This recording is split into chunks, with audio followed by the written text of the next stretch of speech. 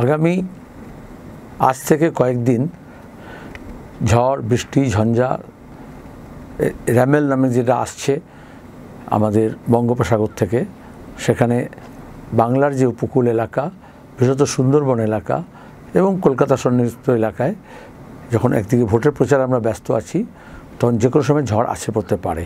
চাপটা কমে যাক, মানুষ স্বস্তি থাকুক, সেটা যেমন একদিকে আশা, অন্যদিকে প্রস্তুতি থাকতে হবে। আমাদের সমস্ত পার্টি কর্মী, আমাদের বাম আন্দোলনের যত কর্মী আছেন, নেতৃত্ব আছেন, তাদেরকে সজাগ এবং সতর্ক থাকতে হবে। মানুষকে প্রস্তুতি নিতে হবে। আবহাওয়া দপ্তর যেমন সতর্ক করছে, তেমনি আমাদের বিজ্ঞান মঞ্চের তরফ থেকে বিজ্ঞান কর্মীরাও জানিয়েছেন কী ধরনের প্রস্তুতি রাখতে হবে।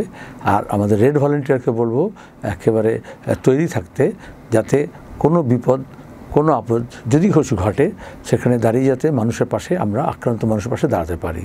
এবং সরকারকেও দায় এবং দায়িত্ব নিতে হবে আগে থেকেই, যাতে ক্ষয়ক্ষতি কম হয় এবং প্রাণহানি না হয়।